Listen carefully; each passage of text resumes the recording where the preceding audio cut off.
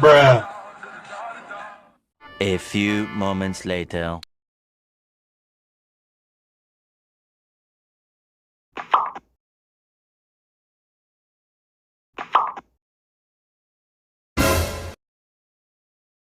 Begin chapter 242 with a flashback into Ness's past. Ness explains that both of his parents are scientists, and that ever since he was born, his parents drilled into him that everything in the world can be explained through logic. Sometime when he was younger, he had gotten a wound on his hand and went to his father and asked if he could heal it with a healing spell. Unfortunately for Ness, his father told him no and that he needed to quickly clean the wound and disinfect it.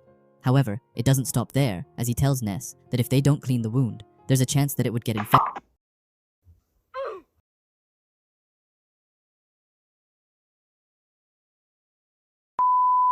If that were to happen, then it would become necrotic, and in the worst case scenario, Ness could die, which is a lot to tell a kid. However, he soon after went to his mom to ask if that's true, however she denied it, and overhearing it, his brother and sister started calling him stupid. He later asked his siblings if it were possible to summon a monster and bring it to life. However, they had enough of his imagination, and told him that it was impossible, and told him to stop reading such garbage, explaining that there was no magic in his house. But Ness wasn't going to let that stop him, because on a winter day, he built a snowman, made a magic wand, and also a summoning circle around it. He told the snowman to give him all of his strengths and to come to life. But during the spell, his siblings came out to him telling him to shut up and that they couldn't focus on their experiments due to his noisiness. Ness looks confused and only explains that he was practicing magic as he wanted a pet for himself. This makes them extremely angry for no reason and destroys Ness's wand and his snowman. You can even see that the snowman was shedding a tear as he got destroyed. Later, they told their parents about Ness's magic practice and asked if he's even related to them. His parents come out and explain that snow is composed of frozen water crystals, but they also contain dirt particles that were circulating in the air, and asked him to wash his hands on the way in. His father tells Ness that they are scientists and that it's their duty to observe, research, and explain natural phenomena. However, that wasn't enough for their father, as he also told him straight up that people who foolishly believe in the impossible are not wanted in their house. His father's harsh words make Ness fall down to his knees and start crying, while his siblings don't go to comfort him, but instead go back in saying that Ness definitely got the short end of the gene pool. Ness is so furious at them, and says that they reject magic because they can't explain it in a scientific manner, and that they are all unable to understand the sadness within his heart. Ness explains that he truly believes that magic does exist, unlike the rest of his family. Ness liked dealing with fiction rather than fact, and if his family likes to brush off fiction as magic, then he believes that the world is filled with magic and adventure. When he was watching a football match, he felt something he was unable to explain. A player scored a goal, and it was like magic flowing all around the pitch and striking Ness. He looks at the players celebrating and says that football is true magic. A single goal or a single player can ignite the crowd, whip the entire stadium into a frenzy, and provide a sense of euphoria that transcends all logic. And just at that time, Ness was happier than ever as he found it. He finally realized that football players are magicians. After that day, he started training like a madman, as he knew that it was what he wanted to do. His siblings wondered if he was an idiot, and their father told them to forget about him, and that he would come back crying to them in no time. When they see Ness playing a game, he is in a one-on-one with the goalkeeper, and shoots an incredible goal while saying that one day he will become a player that will enter the world with his magic. After that, Ness goes to celebrate with his teammates, when suddenly, someone new comes forward. He tells Ness that if he's interested in turning pro, he should definitely try out for their club, which is what he did as he went to Bastard Academy tryouts. He was met by a lot of older and more experienced players. Ness said that they were huge and looked strong, but even then, he would show them. He knew that if he showed results in this intra-squad scrimmage, the chances of him scoring a pro contract with Bastard München, the strongest club in Germany, would skyrocket, and his dream of becoming a magician would come true. And that was put to the test as kickoff began, and Ness started with the ball. The dribbled across two players flawlessly, with such a sharp execution. Someone else in the box told Ness that he was open. Ness thought that he was 2,000 years later. couldn't be helped and decided to pass, but out of nowhere someone came and stole the ball. Ness is confused as he has already got past this guy, but he's already back, and after that, the other team managed to score. Ness notes that these guys are totally different from the players he's used to facing. He wonders if this is the level of those who are seriously trying to turn pro, and even though he can just keep up with them, with his technique and creativity, he falls short when it comes to tactics, coordination play, and transition, saying once again that they are on a totally new level to Ness. Two players go and block his path, making him fall to the ground and making Ness realize that his magic is powerless against the world. His teammates start screaming at him, asking him what he's doing and that he's too slow. Someone else says that he needs to get rid of the ball quicker and even calls him a slowpoke. Ness, falling to the ground, starts to hear the words of his family again, saying that there's no such thing as magic and that everyone who foolishly believes in magic isn't wanted in their house. He starts seeing dark silhouettes of them before him. He starts to cry, saying that he hates his magic. But suddenly, when looking up, he sees someone else with extremely long hair. He calls him a loser and asks if Ness believes in the impossible, turning around and looking into Ness's crying eyes. The text at the bottom says, as he sees his magic get stymied during the bastard Munchin tryouts, Ness loses the will to fight. Lying on the ground, his ego in tatters, and now on the verge of despair, Ness looks up to see Kaiser towering over him.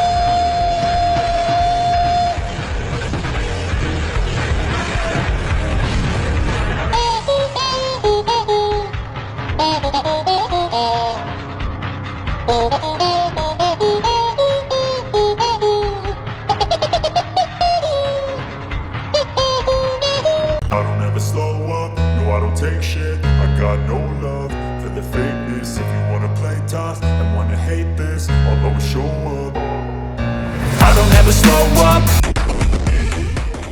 Oh yeah, that's for sure.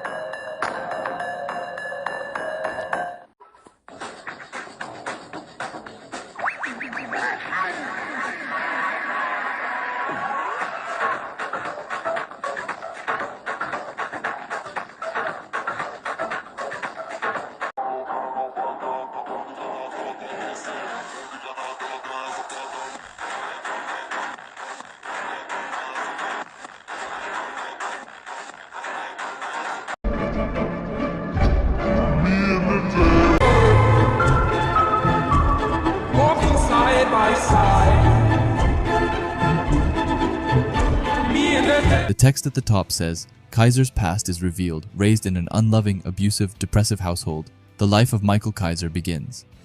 And then, to start it off, we can see someone who we can pretty much assume to be Kaiser's father. He has some kind of beer in his hand, while his other hand is wrapped around Kaiser's face. And we then see Kaiser, who can't do anything but cry as he looks at his abusive father. After that, we get a deeper explanation of what has happened, as the text says that Kaiser's childhood was something no child should want or ever have to endure. Kaiser's father was a small-time theater director, and his mother was his father's lead actress. Whether the romance between them just fizzled out, or the unintended consequences of one lustful and passionate night. Anyway, shortly after giving birth to Kaiser, the mother abandoned Kaiser and the father, and not long after, the mother became a star actress. On the other hand, cast into the shadow of the mother's success, the broken-hearted father entered an endless spiral of self-destruction, with an alcoholic gambling addict father beating the crap out of Kaiser every chance he got. That was the unfortunate reality of how Kaiser grew up, and it wasn't as if Kaiser could just go somewhere else as he had no other place to turn to. After that, we see that the father had ordered Kaiser to work. However, Kaiser is just a kid at this time, so what kind of work could he have? Well, he was ordered to steal different things. Kaiser made his way to the neighborhood store and stole everything from food to everyday appliances.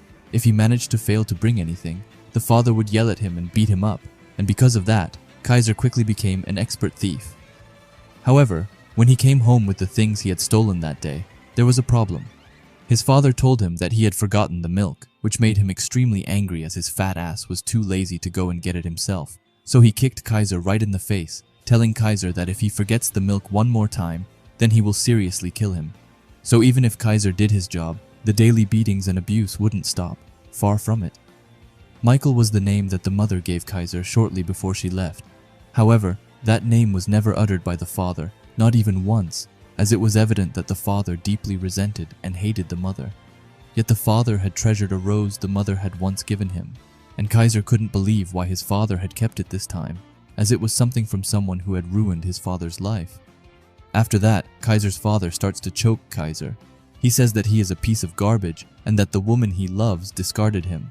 However, while still choking Kaiser, he says that he is below that and that he is the scum that he and Kaiser's mother had spawned, telling Kaiser that he is incompetent, worthless, and a piece of worthless trash. He says all of that while looking into Kaiser's eyes, which are filled with fear as he doesn't know how this is going to end. And Kaiser had to endure things like this multiple times every day. After that, we see him walking in the street, saying that one beautiful day he will leave this place. And as Kaiser got older, his desire only grew stronger. Among the things he stole, the boy secretly sold off the more valuable items and kept the money for himself. And for someone like him, it was his first moment of defiance. After that, we got to Kaiser's 12th birthday, and he decided to buy something for himself, which was probably when his life actually started. He thought about buying food, but threw that idea to the side as he wanted something that would last. And honestly, he didn't care what he bought, but after being abused and mistreated for so long, he wanted to find something which could give him a will to live for, and that's when he came across it. He was looking at a brand new football in the window, and knew that it was what he wanted. He bought it, and went to a nearby park and sat on the ground. He said that when he throws the ball, it flies away, but when it hits the wall, it bounces back to Kaiser, even when he gets angry and punches it, or when he kicks it. With all his strength, it never cries or gets angry at him. And when things got rough with his father, his football was always silently by his side. When his father was done with him, he found somewhere to rest and put the football close to his chest, saying that both him and the ball were pieces of trash. Kaiser started to shed a tear as he dreamed of getting out of this hellish nightmare he was in. However, one day, some thieves robbed the neighborhood jewelry store, and among the captured thieves, one of them gave the police the name Michael Kaiser as an accomplice, as Kaiser and the thief knew each other. However, the saddest part is that Kaiser was completely innocent, and that it was a completely unfounded accusation that framed Kaiser for it. His father hears this and takes a beer bottle and smashes it at Kaiser, which could have ended extremely badly. His father asks him how many times he's told him not to steal things that aren't his and to get lost and die, and that just made my blood boil, that he just straight up lied about everything. Kaiser can't believe his ears and thinks that his father really isn't one to talk, and he calls him a deadbeat. After that, the police found a safe where Kaiser slept that had tons of money in it. His father is only getting angrier and asks Kaiser to explain before trying to hit him again, but lucky for him, the policeman stops him. His father screams at him that he wasn't allowed to hide money from him, but says that now that Kaiser is going to jail, the money is his. Kaiser sees this as he is getting handcuffed and is a bit irritated, but there's nothing he can do about it. He says that he could recoup that cash some other time and that he can just start over. As Kaiser is getting escorted out, another policeman comes to his father with Kaiser's football and says that it was lying near his bed. His father is confused but gets angry as he tells Kaiser that he better not have stashed some money inside this football. He takes his broken beer bottle and is about to destroy the football, but at this point, Kaiser isn't having any more of his shit. He breaks free from the policeman and jumps high up in the air. His eyes have a sense of anger that can't be explained in them, and with that, Kaiser finally gives back to his father by kicking him right in the face, which makes him bleed and fall right to the ground. Kaiser says that at that moment, something snapped for him, or rather, it was as though something new got born to life. The policemen see this and try to get Kaiser to stop. But Kaiser can't think clearly anymore. He has tears in his eyes as he sees the ball bouncing on the floor and manages to actually make a volley right into the policeman's face. Anyway, one of the policemen takes out a gun, still on a child by the way, but that doesn't matter to Kaiser as he also gives him a kick right to his face. The thing that got born inside Kaiser was nothing else but an identity, which he hadn't had before. And just like that, Kaiser, while screaming his heart out, had just taken down 3 policemen while being handcuffed. However, he sadly got caught in the end, and as he was in his cell, and as the night came closer, someone came to visit him. He has a serious aura around him as he asks Kaiser if he loves football. Kaiser is confused by this question, but he tells Kaiser that if he does, then he can get Kaiser out of there. The man was revealed to be Ray Dark, who is none other than the World Football Association agent, or scout, who's come to probably take Kaiser under his wing. The text at the bottom says, "Will the light shining into the abyss be a ray of hope?" Kaiser's new life as a footballer begins now.